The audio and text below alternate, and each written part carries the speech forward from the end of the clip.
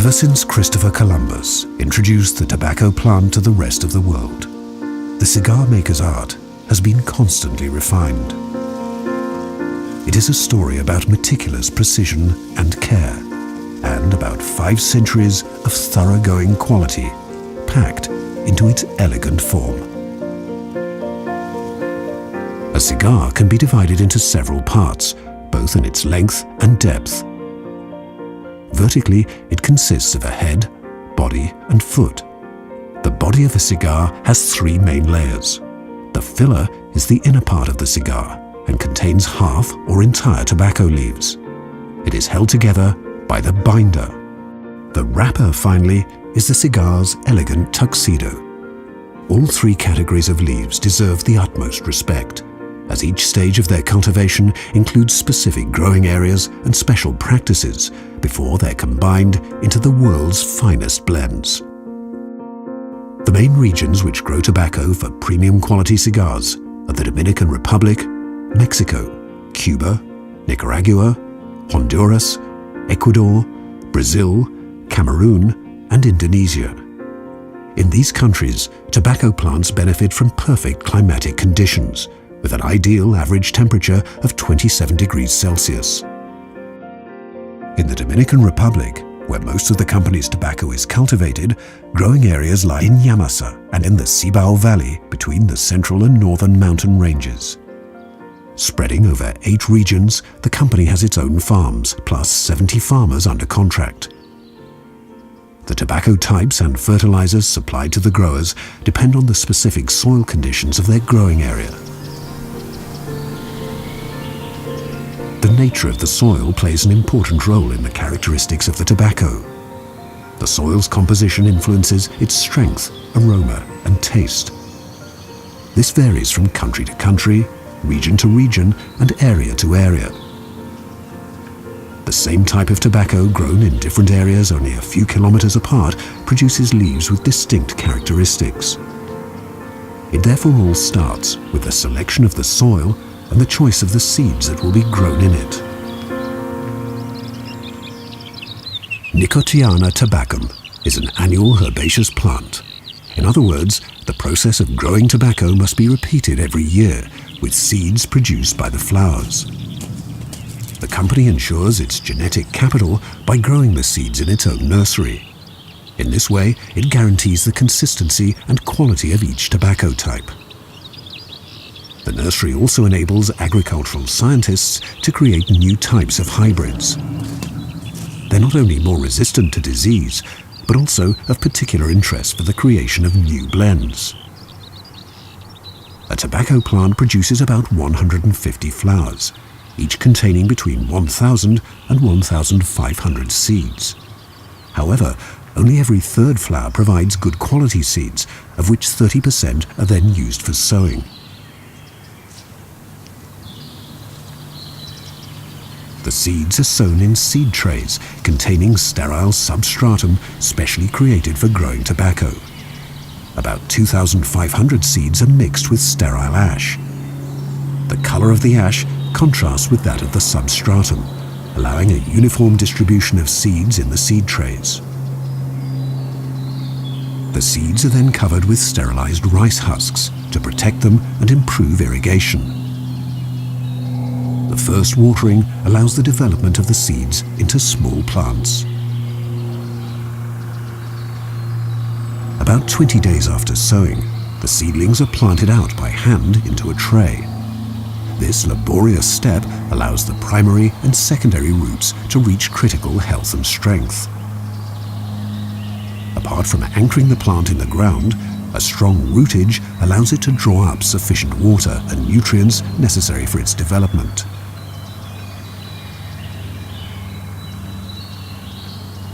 Thousands of trays, each with 200 seedlings, are then lined up in the company's 52 greenhouses. For the young plants, the greenhouses provide perfect climatic conditions. They're monitored on a daily basis. Quality controls and irrigation are part of the early cultivation process.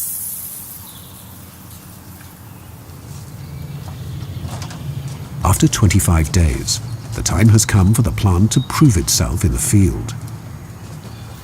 The seedling is taken out of the tray and made ready for transportation. Due to its growth in an isolated cell, the rootage is strong enough to face this journey without fear. The various tobacco seedlings are then delivered to the farmers. According to the soil and conditions required, they're planted all over the growing regions in the Cibao Valley and in Yamasa.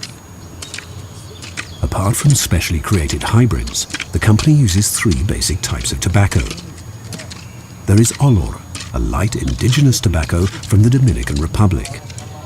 Then Piloto, a powerful tobacco, and Vicente, a medium-strong tobacco, both of which originally came from Cuba and were introduced into the Dominican Republic in 1962. As the sun sets in the warmth of the Caribbean, the seedlings have been nurtured through a healthy infancy and now gather strength for their journey to come.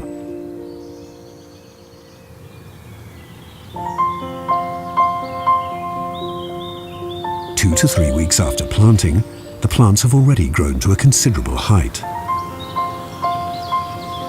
Even if humans cannot control the climatic conditions that influence the characteristics of the tobacco, we can nurture its evolution with all necessary care.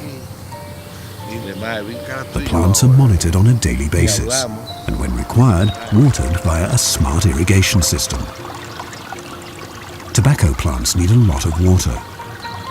However, too much rainfall at inappropriate moments or prolonged lack of sunshine at any time of the year will have a negative impact on their evolution.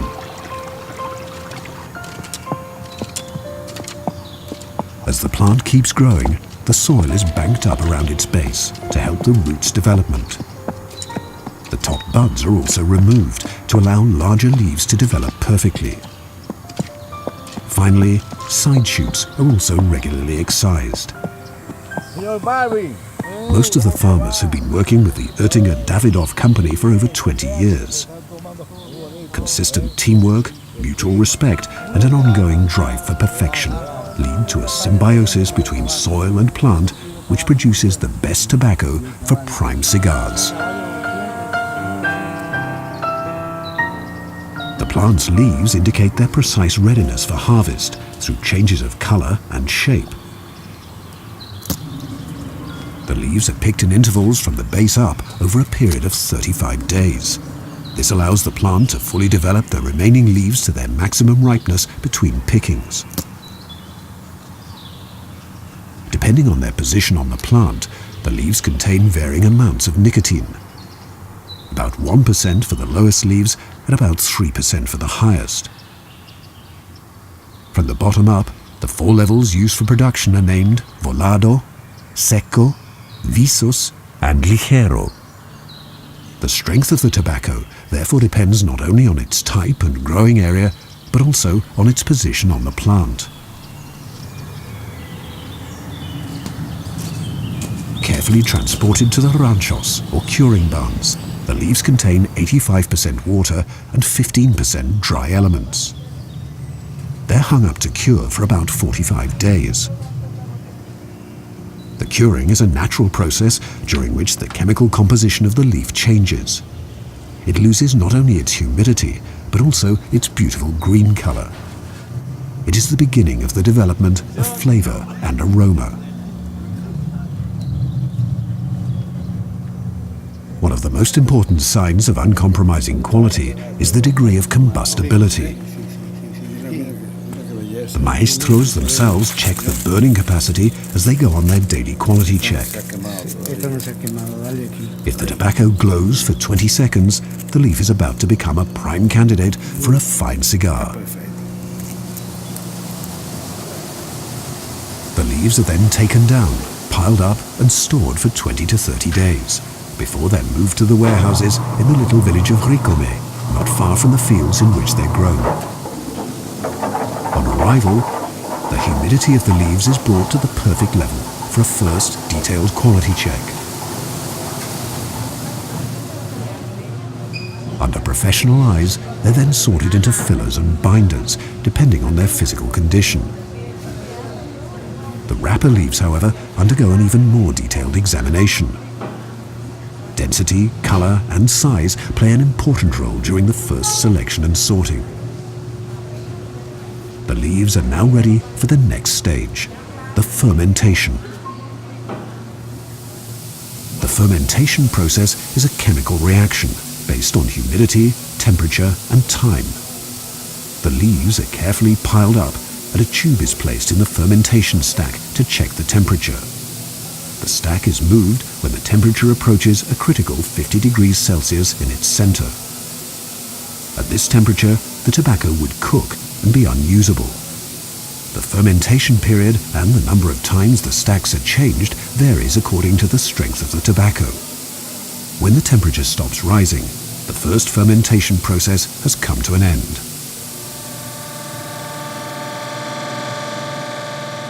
Then, the tobacco is ready for a first long rest. The leaves are compressed and packed into bales.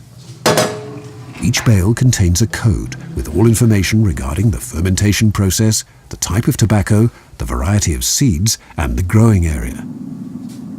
While the lightest tobaccos need at least 18 months to develop their taste and aroma, the strongest require a minimum of 2 years.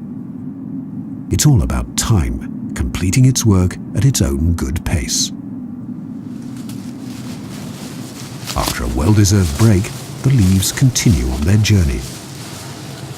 During the so-called stripping process, the leaf's central rib is removed to make the cigar roller's work easier. In the first step, the leaves are moistened and carefully conditioned. The humidity has to be just right, so the central rib can be removed without damaging the leaf. For the filler leaves, the stripping process itself is a fully manual operation and is only partial, which means that only 2/3 of the rib is removed. For most binder and all wrapper leaves, however, this process is mechanical in order to prevent any damage to these highly valuable leaves. After this laborious step, the tobacco undergoes a second fermentation of 40 days before it is put to rest again. The second aging will take up to 3 years. Some rare types will even undergo an aging process of over 10 years, during which the tobacco's character is gradually refined. The time has finally come for the binder and wrapper leaves to be assigned to a certain type of cigar. Each prime wrapper's character corresponds with a specific cigar size and brand. They're humidified and then graded by quality, color, and size according to their intended destination. In the meantime, the binder leaves are sorted by size.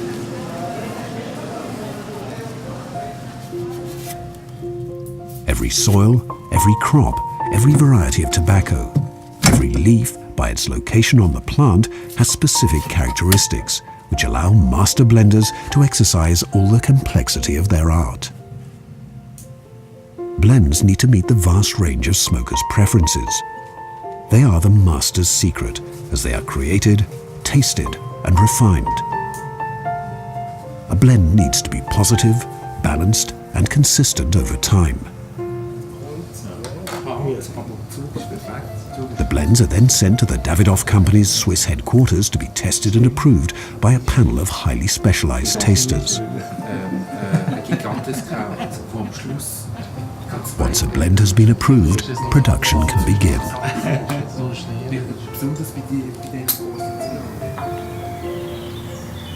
The company's cigars are manufactured in Villa González, which lies just north of the city Santiago de los Caballeros.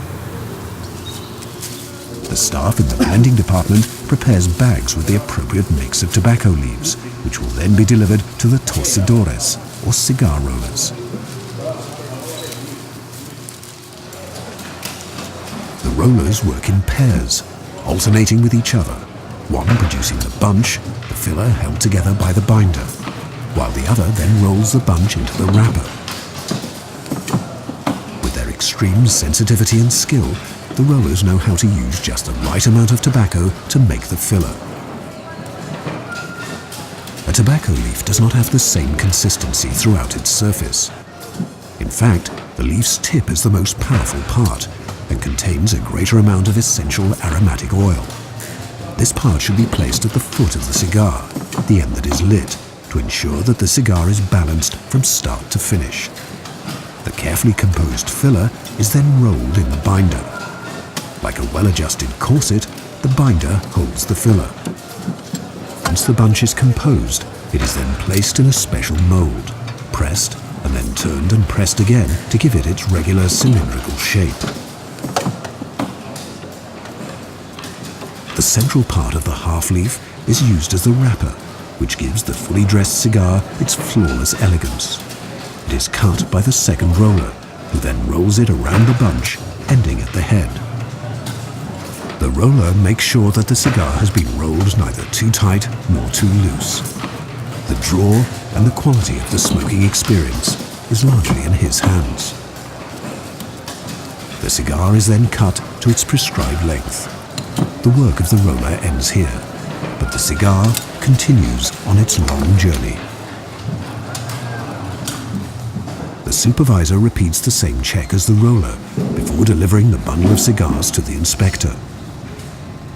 Apart from the way the cigar was rolled, the inspector also checks the quality of each finished cigar, especially the wrapper. This includes the cigar's diameter, which has a very low tolerance for error. If a cigar does not meet the expected criteria, it will be rejected. 50 cigars are then weighed to check whether the correct amount of tobacco has been rolled. If the weight is too high, too much tobacco has been used. The cigars were rolled too tight and will be hard to draw. Too little weight means not enough tobacco. The cigar will burn too quickly. Next, the masterpieces are placed in bulks, boxes of 100 or 200 cigars depending on their diameters.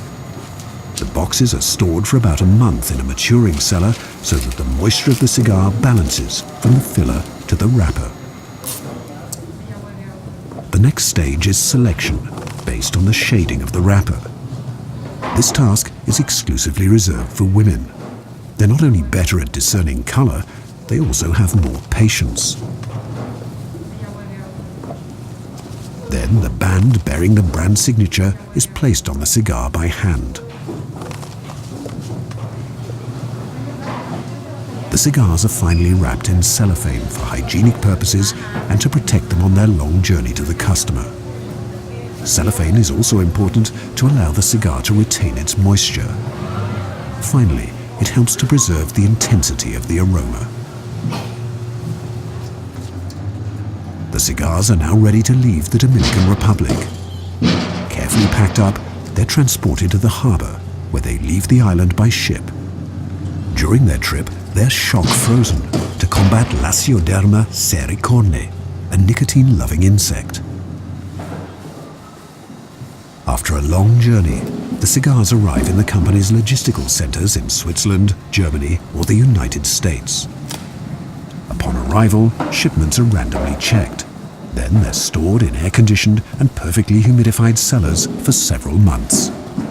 The storage time allows the tobacco to thaw gently after its long journey in a frozen state. After a new color selection and quality control, the Davidoff cigars receive their final packaging.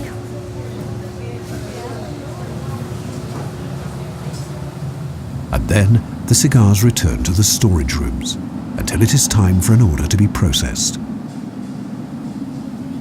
Throughout the whole storage process, humidity is crucial to preserve the cigar's aroma. Therefore, special attention is given to climate control in the storage rooms. Before an order leaves the logistics center, each box or case is reopened. Every cigar undergoes a final inspection before the Davidoff warranty label seals the box. Finally, the Davidoff cigars are sold in one of the Davidoff of Geneva since 1911 shops, all through a Davidoff-appointed merchant worldwide. And then now we have the new... The sale of Davidoff cigars occurs only in selected outlets, according to strict criteria, such as location, existing range, storage conditions, and quality of service. Sort of a nutty, woodsy characteristic to the smoke. At this point, the cigar has passed through 600 hands before it finally arrives in yours. Every one of the 170 steps necessary, from sowing the tiny seed to the sale of the finished cigar, was vertically controlled by the Oettinger Davidoff Company. Our philosophy, from crop to shop, ensures that the aficionado will experience all the pleasure, relaxation, and well-being that he or she is entitled to expect during the enjoyment of a cigar.